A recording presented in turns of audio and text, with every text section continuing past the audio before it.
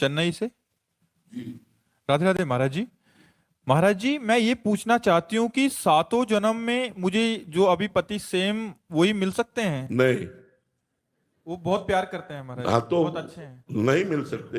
ये गारंटी से हम कह रहा हूं, ये कोई फिल्मी स्टेज थोड़ी है, ऐसा थोड़ी है। ऐसा नहीं हो सकता। हाँ, एक उपाय हो सकता है। यदि आप भगवान की आराधना करें और भगवान से वर मांगे कि जो मेरे पति हैं ये 7 जन्म तक हमारे पति बने, और वो आशीष दे दे, वरदान दे दे, तो ये संभव हो सकता है, अन्यथा नहीं। क्योंकि दोनों के कर्म अलग अलग हैं, एक कर्म नहीं है दोनों का। दोनों के कर्म अलग अलग हैं, दोनों का प्रारब्ध अलग अलग है, दोनों के संचित अलग अलग हैं। तो इस जन्म में जो पति बना है वो अगले जन्म में पति बने या पुरुष बने बिल्कुल आवश्यक नहीं है। जैसे हम एक घटना तुम्हें सुना रहे, एक की पत्नी बड़ी भक्त थी, वो पत्नी पर बहुत प्यार करते थे, पर पत्नी गुरुजी की आज्ञा से चलती थी, पर उनको संतों से कोई प्यार नहीं था, वो पत्नी से प्यार करते थे। तो एक दिन पत्नी ने बहुत प्रेम से उनसे कहा कि हमारी एक बात मानोगे, आप हमारे गुरुजी से दीक्षा ले लीजिए, क्योंकि हम दीक्षित हैं और आप दीक्षा नहीं लिए तो हमारा आपका प्रेम अधूरा।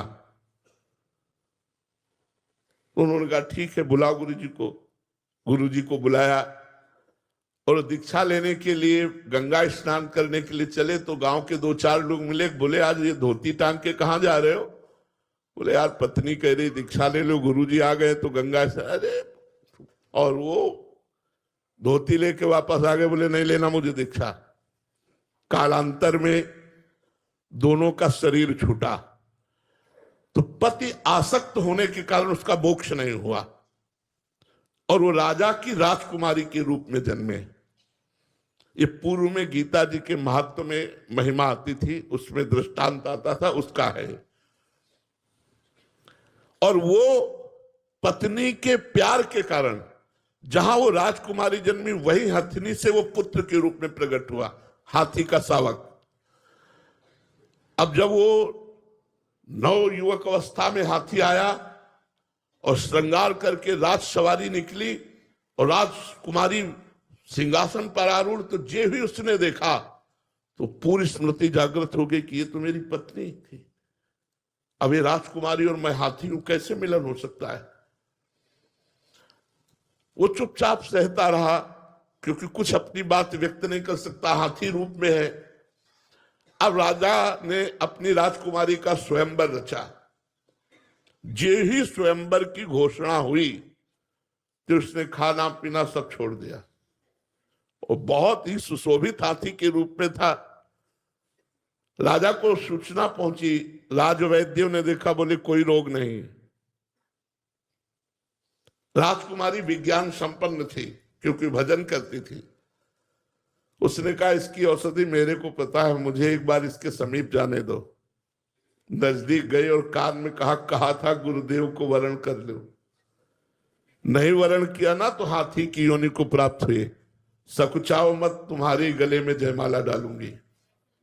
सकुचाओ मत, स्वयंवर में तुम शोभा के लिए खड़े किए जाओगे और मैं तुम्हारे ही गले में माला डालूंगी, और इस जन्म में इतना भजन करूंगी कि आगे जन्म में हम फिर दोनों मिलेंगे। उसने ऐसा ही किया, भजन के प्रभाव से अपने पति को हाथी की योनि से मुक्त करके अगला जन्म फिर मनुष्य का हुआ। फिर ये तप और भजन से, भगवान के वरदान से संभव है, ना कि अपने प्रारब्ध से। प्रारब्ध से संभव नहीं है। ये बड़ा विचित्र खेल संसार का, इसीलिए कि आज हम आप मिले, कोई भाई बनकर, कोई बहन बनकर, कोई माँ बनकर, कोई पिता बनकर, लेकिन कल हम सब अलग अलग होंगे। अच्छा, पीछे की योनि में आप क्या थी, आपको क्या पता? पीछे भी तो आपका परिवार रहा होगा, भले किसी योनि में हो, लेकिन आज पता है क्या? तो अगली योनि में पता नहीं चलेगा। ये तो गाने की बात अलग है, लेकिन रियल में ये बात रही है कि हम जिसको पत्नी माना वो 7 जन्म तक पत्नी बने, जिसको हमने पति माना वो 7 जन्म तक पत्नी। तुम्हारे जी दोनों आपसे दीक्षा ले लें। हमने तो दीक्षा की बात